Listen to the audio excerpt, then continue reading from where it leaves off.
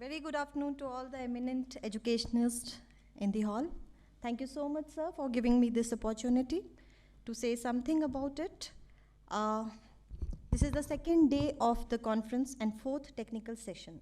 And almost all the terms and aspects related to the this educational system has been touched upon. So quickly, I would reflect on the skill development and vocational education need, importance, and way forward. So if we look at the Indian education system, we have near about, higher education system, we have near about 50,000 institutions working, if we take into account the universities, colleges, and standalone institutions. Skill development के लिए अगर मैं count करूँ ITI, VTech, Polytechnic, SSC, training partners and training center, it comes nearly to about 20,000. If we are talking about the GER, that is 27.3%, employable youth is only 45.9%, enrollment and skill development is very, very less and it contributes to 5.4%. NEP 2020 में ये बोला कि हम इसे 2025 तक 50% तक लेके जाएंगे. Now the challenge lies is कि जब 20,000 हमारे पास जो स्किल डेवलपमेंट सिस्टम्स हैं उससे हम अभी प्रोडक्टिविटी हमारी आ रही है 27.3, तो हम इसको 50 तक कैसे लेकर जाएंगे. This is the challenge that we are facing right now. सबसे पहले हम इस पे फोकस करें कि हमें नीड क्यों है स्किल डेवलपमेंट की. It is very very important. You must have observed at your homes also. जैसे मेरे घर में यही होता है कि कुछ भी काम के लिए आप बोलिए किसी को भी, वो फटाफट फ़ोन उठा के अर्बन क्लैब को फ़ोन करते हैं, चाहे वो छोटा सा नल ड्रिप कर रहा हो, चाहे कुछ भी हो. क्या रहा है कि हम अपने एजुकेशन सिस्टम में प्रोड्यूस तो बहुत सारे कर रहे हैं, लेकिन उसका जो आउटपुट है वो नहीं आ पा रहा है. स्किलिंग नहीं हो पा रही है. बीटेक का स्टूडेंट ऑटोमोबाइल का होगा ना, उसे टायर चेंज नहीं करना आएगा, और वो पंचर वाला जो शायद पढ़ा लिखा भी नहीं होगा, वो 2 मिनट में करके हमें दे देता है. So what is the need of the skilling? The need of the skilling is that it increases productivity, employability, competitiveness of individual, workforce हमारी बढ़ती है, and ultimately हमारी economy को इससे बहुत ज़्यादा support मिलता है. If we go through the report of World Economic Forum 2021, अगर हम अपनी country को upskill करते हैं, then it would lead to 6.1% increase in the GDP by 2030. Now coming to the Indian scenario, we are very privileged. हम अभी बहुत जवान हैं. Why? Because 62% of the working age population is between 15 to 59 years. And 28 years is the median age, which is not for other countries. If you look at the graph, you'll see कि USA, Japan, Canada, China, European countries से हमारी country में ये working force बहुत ज़्यादा है. And it is an advantage for us. हम उसको youth को mobilize कर सकते हैं. Right? Now how to do it? ऐसा नहीं है कि we are just talking and nothing. Our government system has made such a powerful plan for this. Coming to that, we have Ministry of Education and MSDE. All they have a common platform where is a National Skill Qualification Framework की हम बात कर चुके हैं, National Credit Framework की हम बात कर चुके हैं.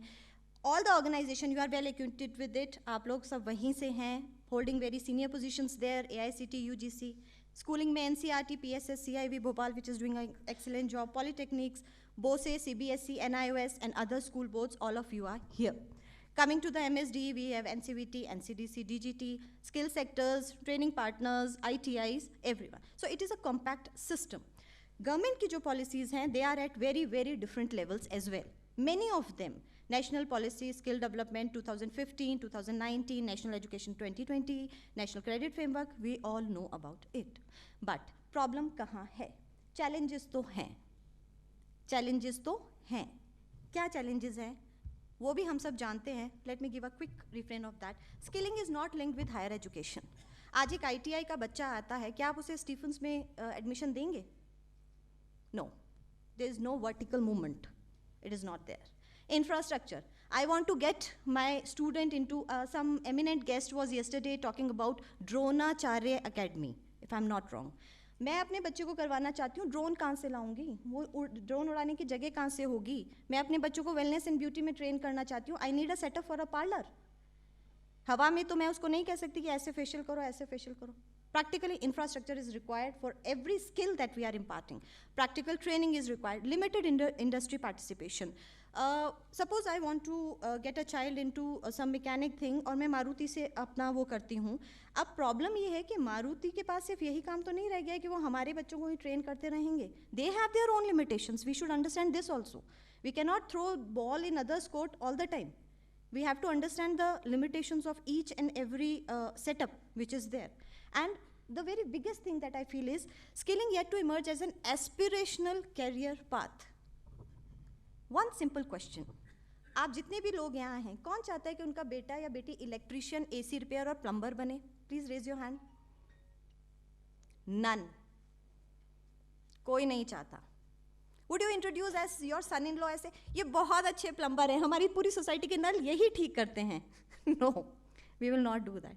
ये blockage हमारे यहाँ पे भी है. So, skilling is yet to emerge as aspirational career path, which is the most important thing. Now, how can we make this more impactful? कैसे हम बच्चों को motivate कर सकते हैं कि वो इस path के ऊपर आएं? सबसे पहले incentive and wage premium for NSQF certified certificates. Government recruitment हो या इंडस्ट्री हो, वहाँ उन बच्चों को हम इम्पोर्टेंस दें, उनको प्रायोरिटी दें जिन्होंने की स्किल के साथ अपना वो किया हुआ है, जिनके पास सर्टिफाइड सर्टिफिकेट्स हैं. Industries to be advised to take trained and certified skill aligned courses students only, because होता क्या है, most of the industries क्या करती हैं, गाँव से लोगों को ले आती हैं, क्योंकि एक तो उनसे काम ज़्यादा करवाते हैं, वेजेस प्रॉपर नहीं देते हैं, और दूसरा they are ignorant about the laws. So जो कंपनी ओनर है वो तो प्रॉफिट में ही है ना, अगले को पता ही नहीं है मेरे राइट्स क्या है, मेरी ड्यूटीज़ क्या हैं, मतलब मेरे को कितना मिलना चाहिए, या अगर आप मेरे से एक्स्ट्रा काम करवा रहे हो तो आपको मुझे पैसा देना है. तो कंपनी की तो बल्ले बल्ले है ना, उसे पता है कि वो पूछेगा ही नहीं कुछ. तो हमको ये इम्प्लीकेशन करनी चाहिए कि नहीं, you should not take these labourers, certified को ही आप ले. Right. So this will ultimately एक साइकिल जो होगा वो रिवाइव होगा, and we will have more certified and skilled labours. Skill education, equivalence of class 10th and class 12th with vocational subject with academic subject. NEET देने के लिए मुझे physics, chemistry, bio ही पढ़ना है. मैं प्लम्बिंग अगर पढ़ रही हूँ तो मैं नीट नहीं दे सकती. My simple question is, NEET में आप किसको लेते हैं? जो नीट क्वालिफाई कर जाता है. अब चाहे उसके पास प्लम्बिंग हो या कारपेंट्री हो, क्यों नहीं हम उसको दे देते? उसने नीट क्वालिफाई किया ना, आपने जो 50 क्वेश्चन पूछे उसने 40 का जवाब दिया ना, वो आपके क्राइटेरिया को फुलफिल कर रहा है ना. पर हम तो नहीं करते हैं ना. We are not doing this, and we are talking about skill and everything. Right. Integration of academic and vocational education. Common credit framework, एक ऐसा फ्रेमवर्क जहाँ पे अगर किसी बच्चे ने प्लम्बिंग किया है तो उसके क्रेडिट्स हम ट्रांसफ़र करके एकेडमिक्स में किसी भी तरह अलाइन करें. That you people are doing. आप सभी इस पे काम कर रहे हैं. How to integrate skilling with education. NCRF जो है वो बहुत काम कर रहा है. Common student registry as an unique ID for each student, जहाँ की कि हम क्रेडिट्स जो हैं वो ईजिली यहाँ से वहाँ मूव कर सकें. Then curriculum courses in educational institution as a part of curriculum, national curriculum framework. Then introducing apprenticeship for higher educational institutions. अभी तक ये सिर्फ इंजीनियरिंग में हो रहा है, but now it has started in some other field also. And awarding bodies जो हैं वो भी हमें जो स्टेट एजुकेशनल टेक्निकल बोर्ड्स हैं या जो और भी इंस्टीट्यूशन है उनको देना चाहिए, so that they can award, and at a lower level also we can work on it. NEP 2020 में इस पर बहुत काम हुआ. We all are NEP 2020 is going on. By 2025, at least 50% of the learners through the school and higher education system shall have exposure to vocational education, which is a very, very good initiative. Every student must get vocational education in at least one occupation from class 6. Class 6 से छोटे ही उससे हम उसको कोई तो एक skill देना शुरू कर दें. कोई तो एक स्किल. बच्चा चाहे घर में बल्ब भी चेंज करे, वो भी एक स्किल है, because we are calling the electrician for that petty work. We don't do it ourselves. Actually, we don't know how to do it ourselves. This is the problem. Vocational education will be integrated in the educational offering of all the secondary school in a phased manner. Of course, we have started doing that. Towards this, secondary school will also collaborate with ITIs, polytechnics, local industries, etc., which will give them an edge over the other students. Skill labs may be set up in hub and spoke models in the schools, which will allow other schools to use the facility. When I'm talking about all this, I always say that the action speaks louder than the words. अभी ये भी जो भी हमने पढ़ा या जो भी हमने किया, I am very proud to say that we have all this in our BOSSE, Board of Open Skilling and Skill Education is the name of our board. At present, we are offering carpentry, solar energy, biogas, laundry services, bakery confectionery, welding technology, data entry operations, painting and drawing at secondary level. And we are offering 13 courses at the senior secondary level, that is the secretarial practice, furniture and cabinet making, electroplating, and you can see it here, right? So, ये courses हम offer कर रहे हैं और हमारा जो intention है वो यही है कि हमारे बच्चे skilled हों in fields में, along with the normal courses, normal subjects that we are offering. One thing I want to say is that बहुत बार ऐसा होता है कि किन्हीं भी कारणों की वजह से कोई अपनी पढ़ाई पूरी नहीं कर पाता. When I got married, I was just graduate, and I completed my studies after my marriage, right? I did my MSc from open schooling only. Exigencies होती हैं, there are people who want to learn, who उनको शौक होता है लेकिन मजबूरी होती है, कुछ भी होता है. Why not give them a second chance to revive, to relive, to learn, to relearn whatever they want to? So here, BOSSE was established with this intentions only. This was a kind thought in the heart and head of Shri Hemant Goyal sir, and to complete that dream, the opportunities, the responsibility, was on the shoulders of Dr.Kuldeep Agarwal, our chairperson. So whatever development you are seeing here is just the, what should I say, बहुत उनकी मेहनत इसमें आई है. We are a very new board. हम सिर्फ 3 साल के बच्चे हैं. The first thing, please don't compare us with the well-set other school boards. There may be many flaws in that, but we are learning to walk. And we have many feathers in our cap. So, summing up, I would say that आप लोगों के board बहुत पुराने हैं, बहुत काम कर रहे हैं, लेकिन हमने अभी काम करना शुरू किया है. And we'll see how far we can go. We are trying our best. So, this is all need importance way forward. Not only BOSSE, और भी ज़्यादा स्कूल बोर्ड्स हैं जिन्होंने क्या ओपन स्कूलिंग है, क्या हमारा सबका एक ही एम है, to provide education to the one who wants it and who wants to learn things. So, thank you. Thank you, sir. Thank you very much. Very nice start has been done, because we all the time think about open schooling for getting academic degrees only. But in open schooling, they started the vocational education. And friends, I would like to share with you, we all the time may talk anything, but to achieve the real implementation of NEP, especially in the field of vocational education, open schooling has to play a very important role. And those who are associated or involved in board of open schooling, they should be very dedicated, committed to achieve that. Because earlier the doubt was that the open schooling will not be so efficient to meet the vocational education, but now the evidence has come that vocational education can easily be achieved because there is already universal access. You may be facing in your school and board also some enrollment problem, but in our open schooling and open system at the university level, we have no problem at all. Sometimes we have to restrict, which is against our philosophy also. For example, I can tell you, look at the Delhi university open schooling. Enrollment has gone like anything. Forget about the IGNOU is 51 lakh students throughout the world, and still we are restricting that. But what is more important, that whether open schooling access only for the academic aspect, for other vocational and professional also. Now the open system has made it very clear that open schooling is equally competent for quality vocational professional education. And Dr. Jyoti has very nicely mentioned the effort of BOSSE. And I was just going and surprising, the vocational courses have been taken in all the important aspect which is the need of our life. Everywhere these vocational courses are there, and it's a very important initiative that while learning, student can earn also. And this is what we mean, the society involvement will also be there. They will also get input need from the society also, because it's our Indian knowledge system also when you just go, I am not against any religion, but we just see the system itself.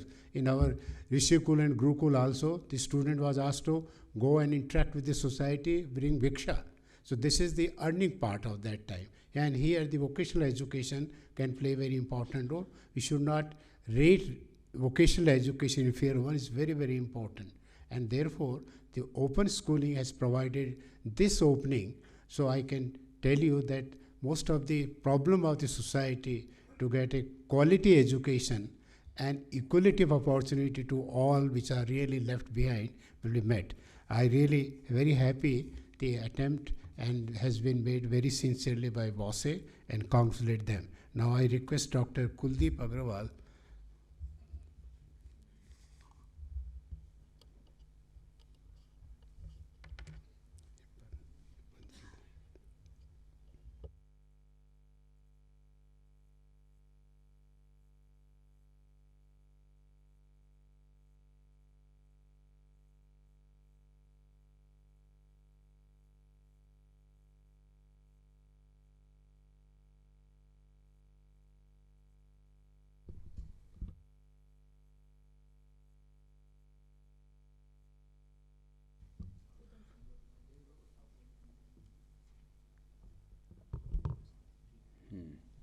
So friends, we are approaching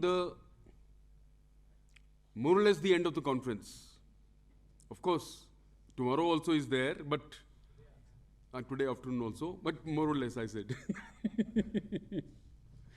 And we have had so many different sessions, technical sessions, and we had the keynote address. And a lot of information has been provided in all the sessions. Now, that information, or that information should become knowledge, and knowledge should be applied and lead to wisdom. You know, that is what the purpose of any academic activity is. And conferences are, that is the purpose of the conferences also, that of course we discuss, we disseminate a lot of knowledge, and that knowledge when assimilated becomes, that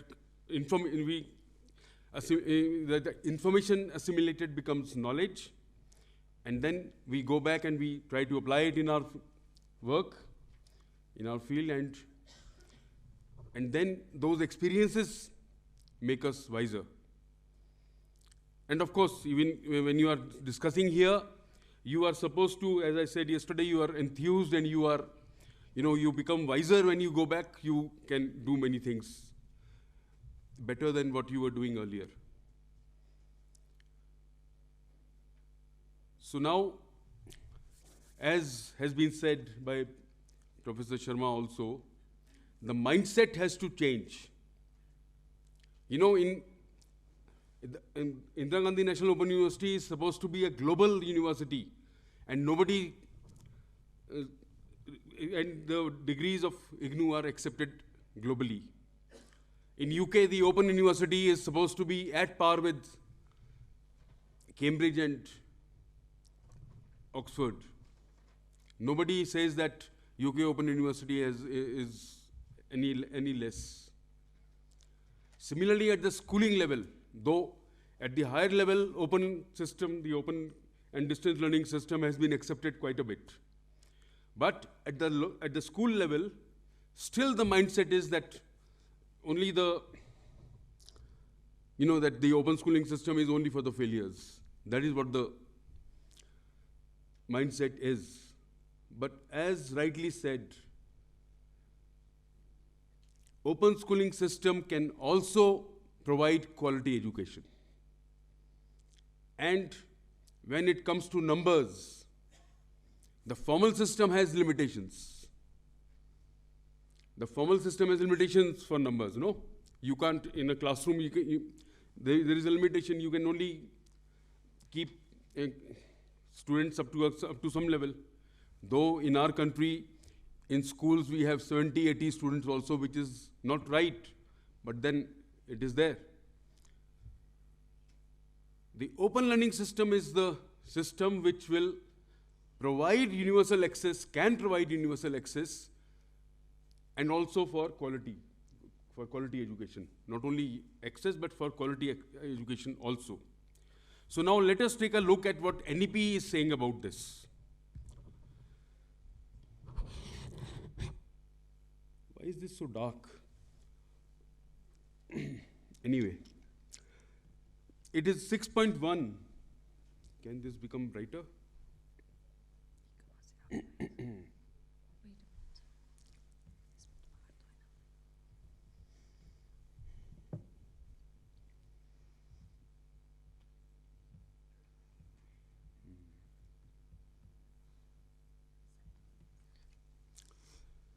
So,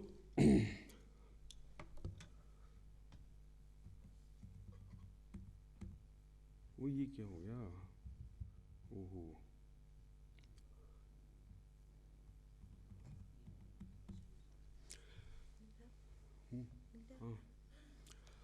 Clause 3.1 in the policy, which is titled curtailing dropout rates and ensuring universal access to education at all levels. So section 3 is about this, curtailing dropout rates and ensuring universal access to education at all levels. And 3.1 clause says, one of the primary goals of the schooling system must be to ensure that children are enrolled in and are attending schools. Through initiatives such as the Sarv Shiksha Abhiyan, now the Samagra Shiksha, now it is Samagra Shiksha, all of you are aware of that, and the Right to Education Act, which is again being revised now. India has made remarkable strides in recent years in attaining near universal enrollment in elementary education. However, the data for later grades indicates some serious issues in retaining children in the schooling system. The GER for grades 6 to 8 was 90.9%, while for grades 9, 10, and 11, 12, it was only 79.3% and 56.5% respectively, indicating that a significant proportion of enrolled students drop out after grade 5 and especially after grade 8. So it is that category of students who drop out after class 8 who have to be caught, who have to be brought into the system, and for some reason or the other, they are not able to attend schools. Whatever reason it may be, it can be economic, it can be something else also. It is not just economic all the time, but most of the time it is economic. We can assume that. So for those children, there has to be a system so that we can say that we are providing universal access. Now, what happened to you? ये क्या हो गया? हाँ? हाँ? ओ मैं आगे के delete करना भूल गया. ये क्या हो गया? ब्लैंक कैसे हो गया ये?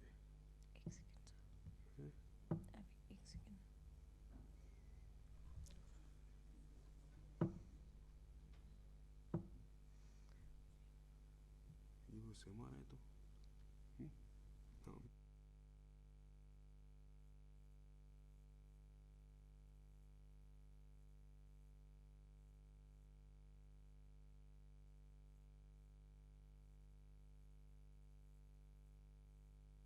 2017-18.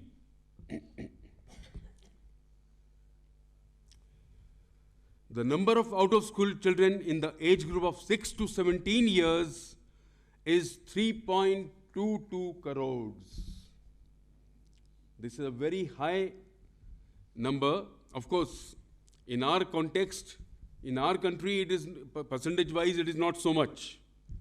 But still, it is startling because the absolute number is very high. We have to provide universal access to everyone, all children. It will be a top priority to bring these children back into the education fold as early as possible and to prevent further students from dropping out, with a goal to achieve 100% gross enrollment ratio in preschool to secondary level by 2030. Now, the spirit of the policy is that we should make education universal till class 12. In the Right to Education Act, which we have right now, it was only to 6 to 14 years of age. And now, in the policy, they have already included preschool, which is a part of the foundational stage now. And till class 12, now the thrust is towards making it a right for all children to study right from preschool till class 12. So that means till 18 years of age. It will become 3 to 18. That is what the structure is, that is given in the policy. So age group 3 to 18 has to be brought into the fold of education. Universal access will mean that. Till 2030, that is the target. A concerted national effort will be made to ensure universal access and opportunity to all children of the country to obtain quality holistic education. That point has come here in the NEP.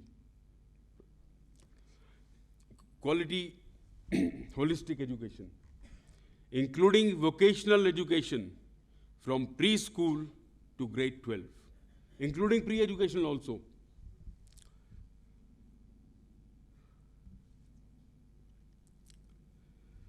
Now, further we'll go, the clause 3.5.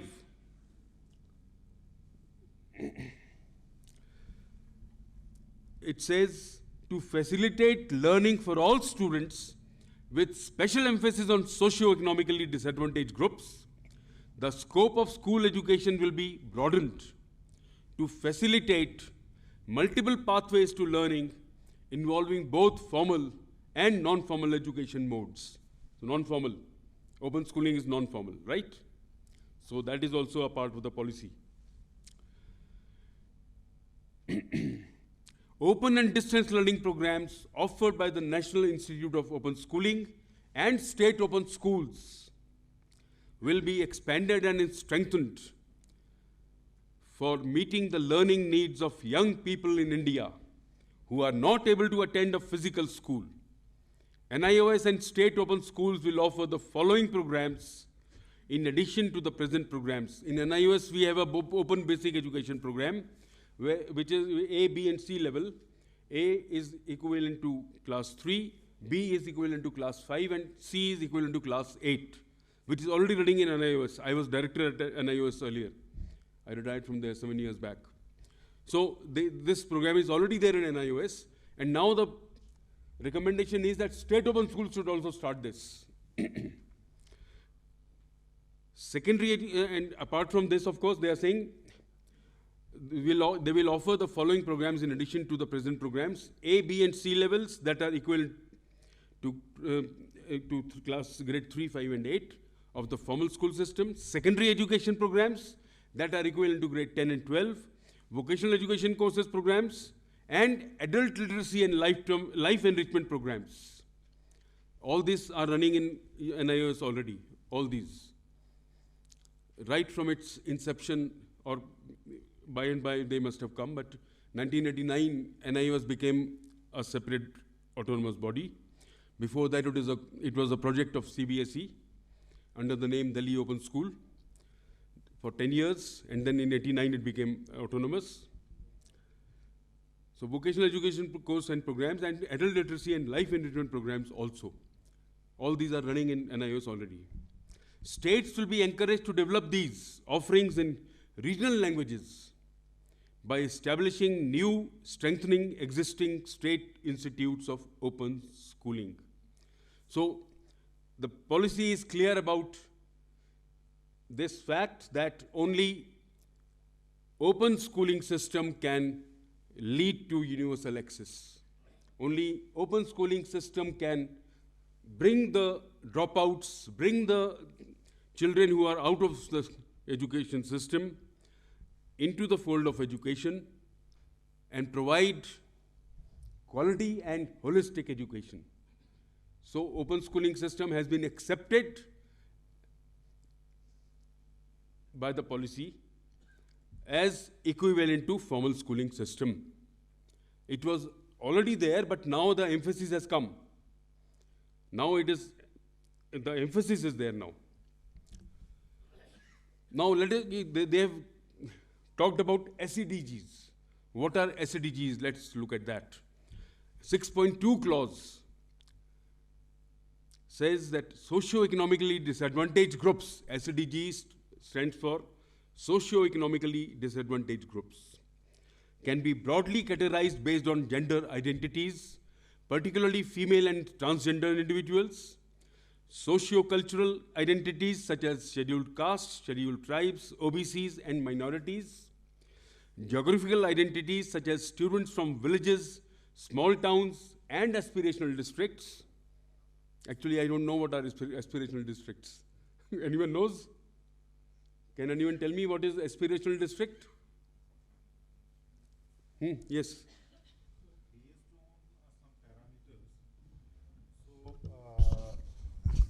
Based on some parameters, that is basically based on the census 2011. So some districts have been identified to be backward in educationally and some other parameters as well. So further, the districts has further been segregated to have aspirational block also, which are backward. So special focus programs are being made for that. Yeah. That is only socially and economically backward areas. Yeah.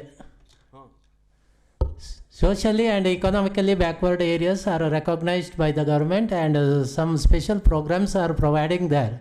That is the aspiration areas, districts. So probably this is a new word they have brought in here. They are backward districts. Earlier they were called backward districts. Am I right? Yeah, same thing. Okay.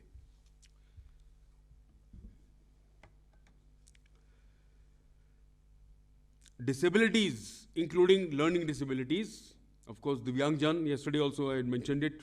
Our Prime Minister, Honorable Prime Minister has coined this word for them, Divyangjans. And socio-economic conditions such as migrant communities, low-income households, children in vulnerable situations, victims of or children of victims of trafficking, orphans, including child beggars in urban areas and the urban poor.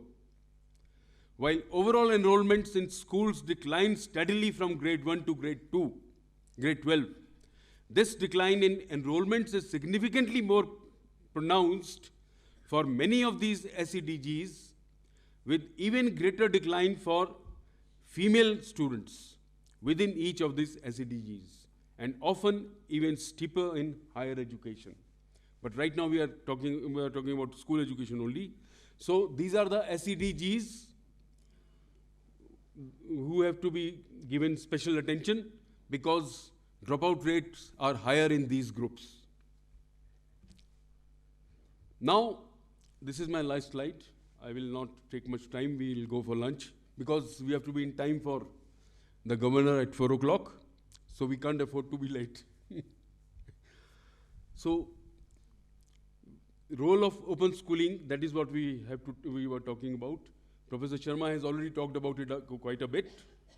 So, I've just mentioned here the salient features of open schooling. Open schooling provides education at the doorstep of learners. So, the dropouts have to be identified, they have to be admitted, and open schooling will provide education at the doorstep because they don't have to go to a school, a formal school, a physical school, that word was used over here. So through open schooling, they can be brought back to the fold of education because we are providing, as open schools, we are open schooling system, we are providing education at the doorstep of learners. Sitting at home, they can study. Learning at own place and own pace. They can study at their own place wherever they want to, and they can study at their own pace. How they can study on their own pace, we will come to that. Now, as Professor Sharma said, it is self-learning. And self-learning materials are provided which they can study on their own, which replace the teacher. That is what he has told you. So and let me add a bit. Self-learning it is accepted by educationists that self-learning is the best learning. It is the more, self-learning can be, we say that we forget after the exam is over, no? In Haryana, when I was director there, I used to say that there is a very thin line between those who pass and those who fail. Those who fail forget before the exam. And those who pass, they forget after the exam. That is the only difference. So, retention of whatever you have learnt, that is best if your learning is self-learning. Yesterday I said Jagmag theory, no? That is what we follow in our schools most of the time. So you just pour and there is no scope for thinking, no scope for questioning. And you just forget after the exam. You just study for the exam. And you forget after the exam. That's it. But self-learning actually is retentive learning. If that word, I don't know if that word is used, but it just came to my mind, retentive. Is it used? Huh? Yeah. So, self-learning is retentive learning, let us use that word.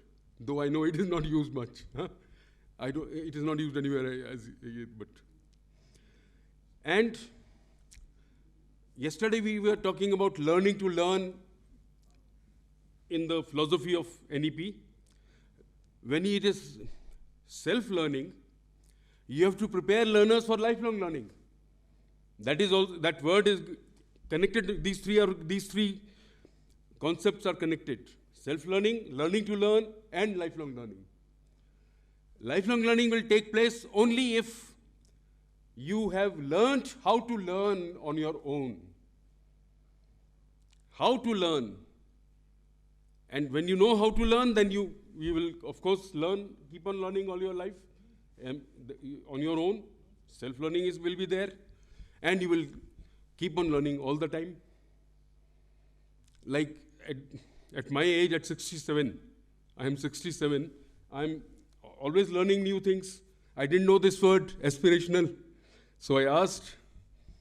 So that has to be the spirit, lifelong learning. Even the Sustainable Development Goals talk about lifelong learning. The SDG 4 somebody mentioned yesterday, no? That is the key point in that SDG 4 is lifelong learning. Then flexibility in terms of age. See, in open schooling system, there is no higher limit for the age, for eligibility. I'll tell you, in NIOS, one person came to me.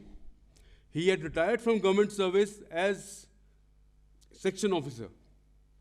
And he told me that I had done metric, and now I want to study. Because in those days, metric used to be appointed in government service. Now it is senior secondary, I think. So he said, I have done metric. I want to do senior secondary. But the problem is that I don't have the metric certificate with me. So I got him admitted as a special case because metric certificate, it is understood that if he is in service, he will be metric. If he has retired as section officer. So I admitted him to senior secondary. And after that, he passed in one attempt and got first division. And then he came to me, he said, I want to do graduation. And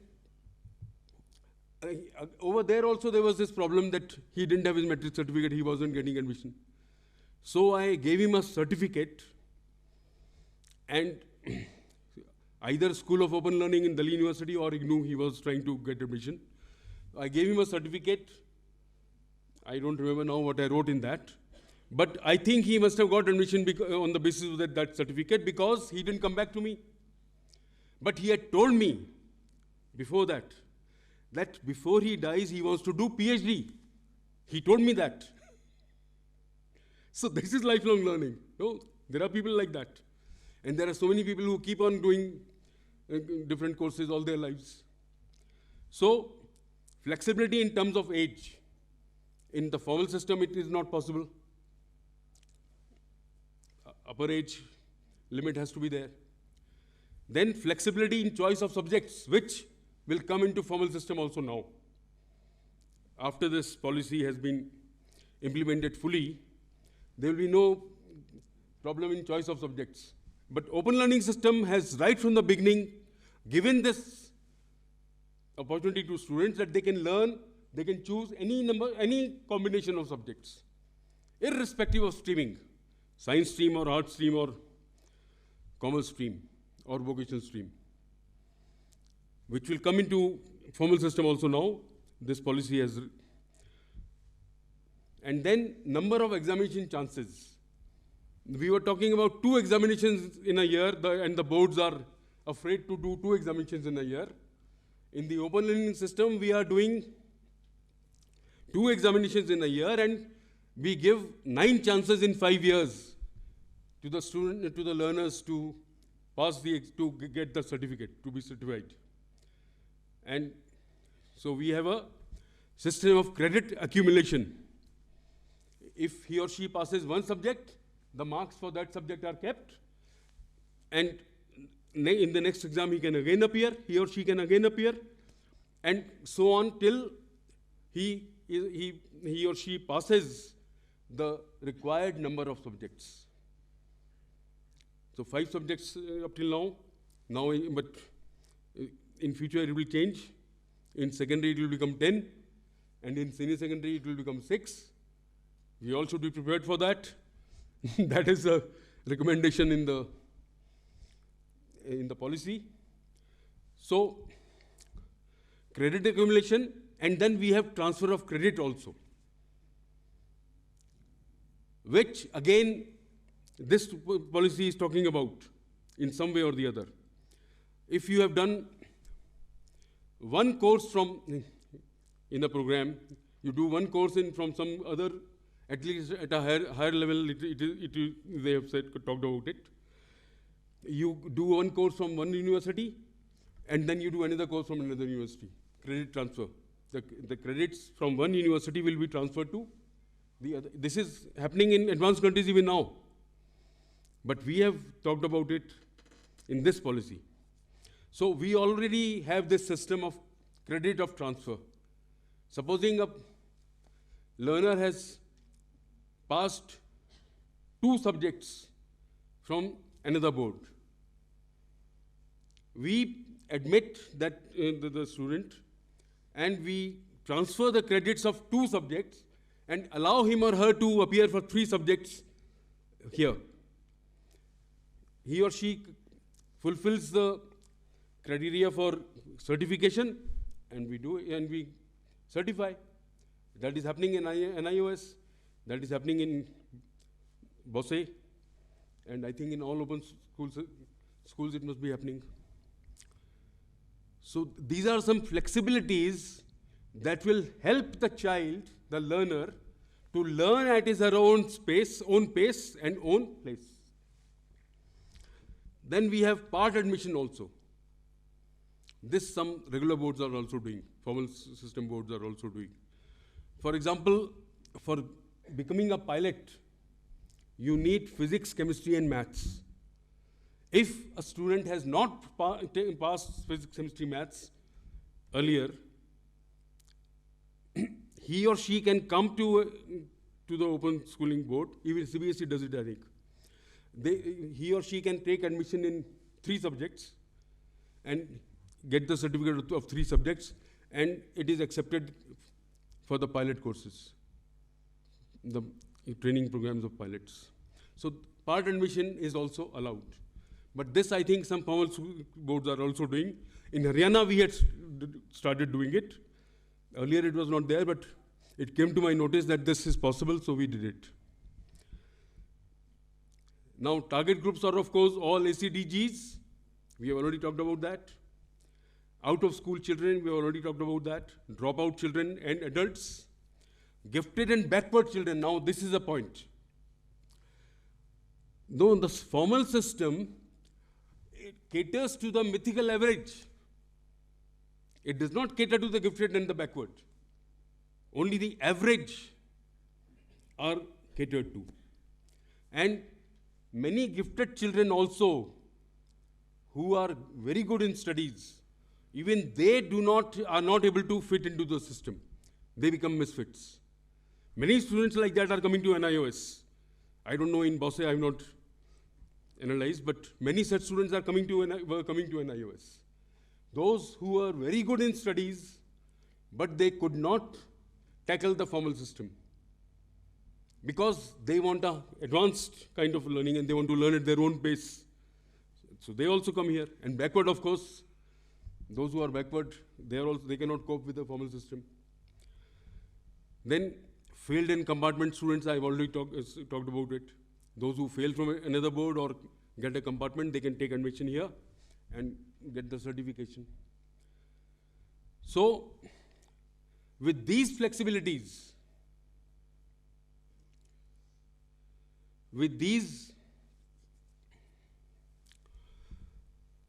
openness, this is openness. When we say openness, it is this.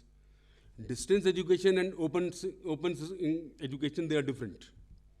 Distance education is at a distance when there is no face-to-face contact with the teacher, which of course open schooling also has.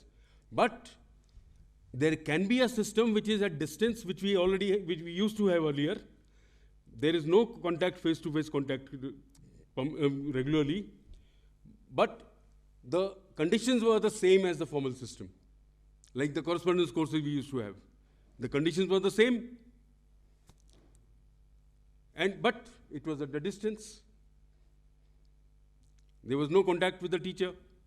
So open and distance learning, when we talk about that, in open schooling system or open university system, both of them are there. Openness as well as distance education. But many a time it is possible that it is only open or it is only distance. You know, in the formal system, now it will come, all these flexibilities will come in the formal system, but they are not distance education systems. They will remain formal system with openness. So they are two different things. So it is well established now that only open schooling system can do what the policy wants, universal access with quality and holistic education, and bring in those 2.2 crores. Well, was it 2.2? What was it? Huh? Those crores of students, bring them to the fold of education. So that's where I will stop. I will not go ahead because thank you comes after a long, at night I made this on the same PPT which was yesterday. And I forgot to delete the next ones. So the next one will come like this. Anyway, so thank you. If you have any questions.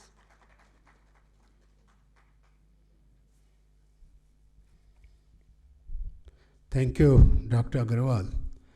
You really deliberated and in detail about the essential of ODL system. I'm using the word ODL, where the distance is there, open learning is also there. The latest terminology accepted all over the world is the ODL, open distance learning. But in short, we call it open learning because the philosophy is of the open learning. I'm really very happy that you have highlighted very important aspect of open learning. But I would like to take only 5 minutes, not much, because the lunch is ready and we are late also. But open learning has a flexibility, we can reduce the time. Now here, the lifelong learning is very important. I cannot resist to share my experience. Further about I will talk about the open schooling also, but I give one important, sensitive aspect of ODL system, especially in IGNOU. when I was a director, I awarded a degree, graduate degree to 90 years old lady. मैंने पूछा उनसे कि क्यों, देखिए look at the motivation level through open learning. उन्होंने कहा कि मेरी भतीजी जो पढ़ती थी तो मैं नहीं पढ़ पाती थी, तो मुझे लगा कि अगली ज़िंदगी में शायद मैं ग्रेजुएट हो जाऊँ. धीरे धीरे ओपन स्कूल किया मैंने, इग्नो से मैंने डिग्री कर ली. Look at the motivation level. ईश्वर की कृपा से उनकी आंखें वगैरह ठीक थी. तो this is a motivation level. Look at this. Friends, let me share with you very clearly when I emphasize the word universal access with quality. Being a member of UPSC and interviewing with the IS people, I generally put a simple question to them कि आपने कहाँ से पढ़ा. तो books तो हमने NCERT की पढ़ी स्कूल से, NIOS की पढ़ी, IGNOU की बुक्स हमने आगे पढ़ी है. मतलब IGNOU is not only to make you IAS officer, for others also. Managers everywhere, and I'm very happy when this person is not here. The board chairman is also a student of our IGNOU. All graduation, education, etc. got it done from there. So what I want to tell you, there is in open distance learning, quality aspect is always taken into account. I tell you, the way we develop the material and the way we carry out the editing, language editing, format editing, content editing, a author from formal university sometimes feel ये मेरा लिखा हुआ है क्या? We give a credit to them. So totally change. And the teacher is inbuilt in that. Assessment, evaluation, formative, summative, फर्क जो बातें करें, everything is there. And I tell you the portfolio we have in our open system, nothing like that. And we plan in such a way that what should be given through face-to-face when the skills thing there, what should be given through ICT, what should be given through self-learning material, all the system is there.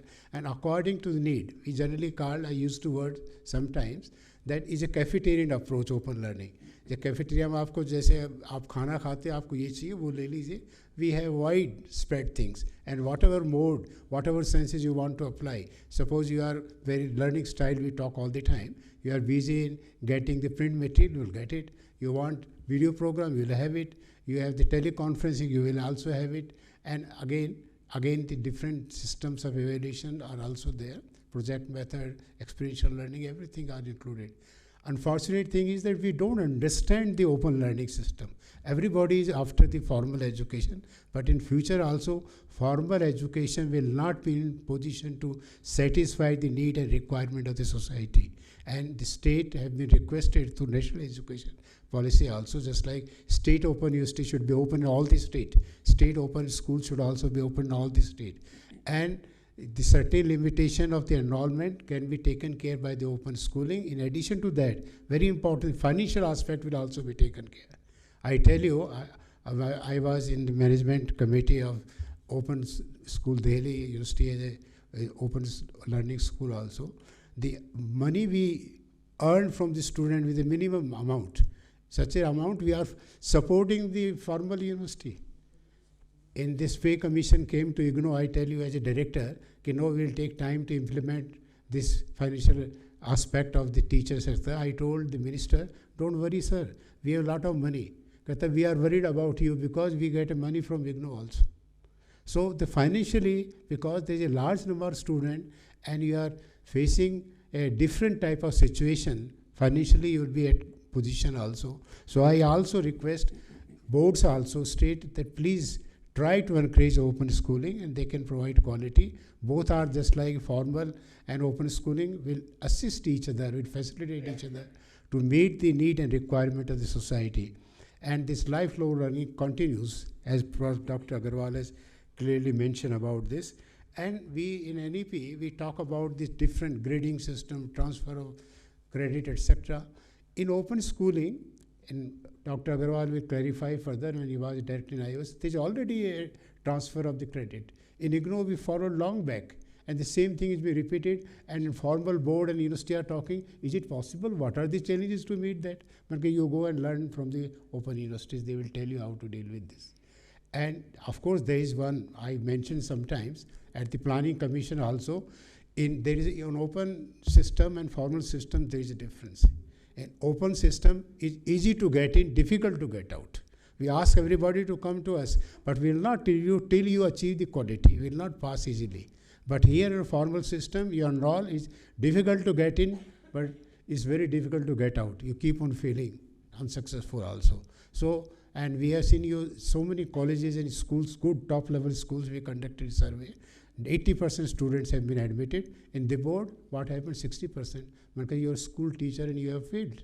But in our system, we get the 30%, 40%, and they get it 40, 50, 60, 70, 80.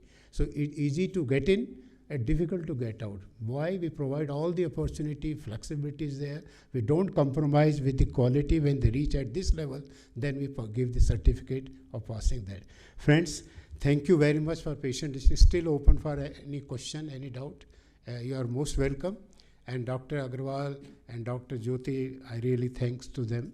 Very good speaker, clarified so many aspects and highlighted the need, importance, and the implementation aspect of the open learning. Any question, please? Sir, in formal education also there is no age limit. There is a minimum limit, but there is no maximum limit, I hope. And not everywhere. It may be for your board. Okay. There is a limit. In university also, there is a limit also in formal system. Second, how in open schooling you are doing examination, that I want to clarify. Examination we have very... And one more thing, as Jyoti Madam told, skill-oriented courses. In that skill-oriented courses, even a person who is doing experience-based, for example, an electrician, with the help of another, he will study, or auto driver. So with the help of auto driver, one more will study. What is the difference between the course, what is given by you, and the experience gained by him? Both are only to deal life. मैं answer दो आप देंगे. देखिए मैं आपको बता रहा हूँ इसका answer. If you have just listened to my first address, open distance learning should be understood in the right spirit. Open distance learning is, earlier there was a correspondence education, postal. It's not like that. Open distance learning based upon the open philosophy. For example, the vocational course is there, professional course is there.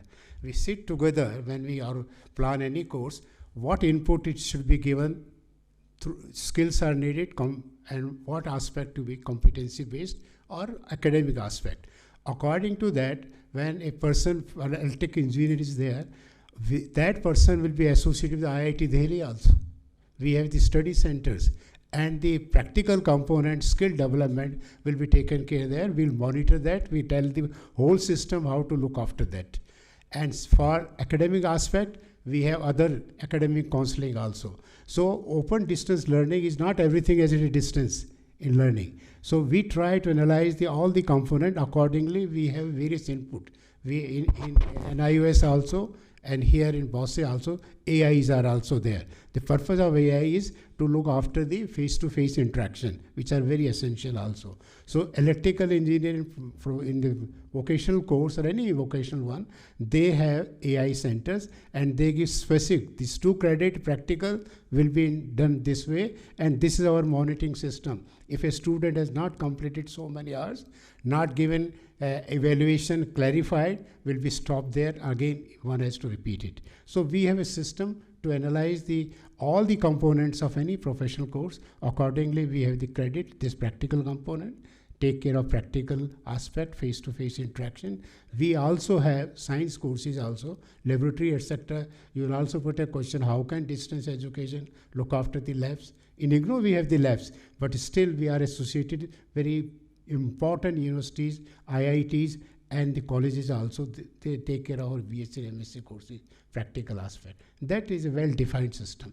Unfortunate thing is that people are not much aware of the in-depth aspect of the ODL system, because ODL system is not only the theoretical one.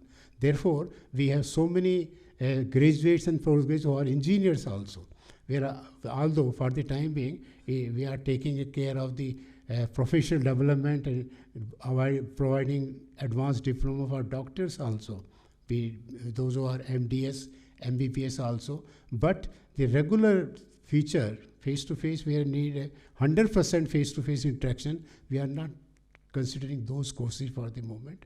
But those courses which feel कि 70%, 60%, 30% practical input is required, we have a provision for that. We have the associated colleges and with us as AI system. Am I clear now? Okay. Okay, thank you. Any more question, please? Yes, sir. I have question. Please. Sir, I want to ask from Kuldeep sir कि इसकी scheme of study में हम कैसे skill education को include कर रहे हैं. जैसे 6 सब्जेक्ट हैं तो कितने सब्जेक्ट जो हैं वो स्किल के हैं या 1 है?